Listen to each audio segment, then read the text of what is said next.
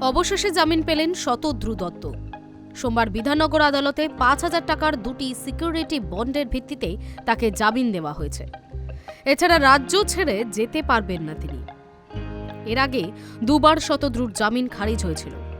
গত ১৩ই ডিসেম্বর যুব ভারতী ক্রীড়াঙ্গনে মেসির অনুষ্ঠান ঘিরে প্রবল বিশৃঙ্খলা তৈরি হয়। সেই দিনই বিমানবন্দর থেকে অনুষ্ঠানের মূল আয়োজক শতদ্রুকে গ্রেফতার করা হয়। মেসিকে কলকাতায় আনার প্রধান কারিগর ছিলেন শতদ্রু দত্ত। যুব ভারতের বিশৃঙ্খলার পরে ১৩ই ডিসেম্বরে কলকাতা বিমানবন্দর থেকে তাকে গ্রেপ্তার করে পুলিশ।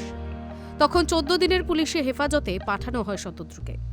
গত ২৮শে ডিসেম্বর দীর্ঘ সওয়াল জবাবের পর ফের খারিজ হয় জামিনের আবেদন। অবশেষে মেসি কাণ্ডের ৩৭ দিন পর শর্ত সাপেক্ষে জামিন পেলেন শতদ্রু। দুটি মামলা দায়ের করে ঘটনার তদন্ত শুরু করে পুলিশ। বিধাননগর দক্ষিণ থানায় শতপ্রণোদিত মামলা রুজু করা হয়। অশান্তি, ভাঙচুর, হিংসা ছড়ানো সহ ভারতীয় ন্যায় সংহিতার ১৯২, ৩২৪-এর ৪, ৫, ৩২৬-এর ৫, ১৩২, ১২১-এর ২, ৪৫, ৪৬ এবং নাশকতামূলক কার্যকলাপ ছড়ানো ও জনগণের নিরাপত্তা বিঘ্নিত অভিযোগে এই মামলা দায়ের করা হয়। পাশাপাশি শতদ্রুর রিশরার বাড়িতে তল্লাশি চালায় বিধাননগর দক্ষিণ থানার পুলিশ।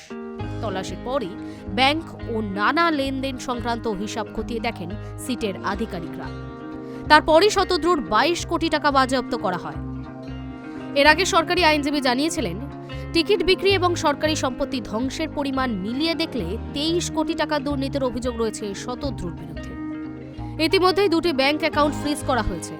এর সঙ্গে টিকিট বিক্রির টাকাও দর্শকদের মধ্যে ফেরানোর প্রক্রিয়া চলছে বলেই জানা গিয়েছে। Hi News network.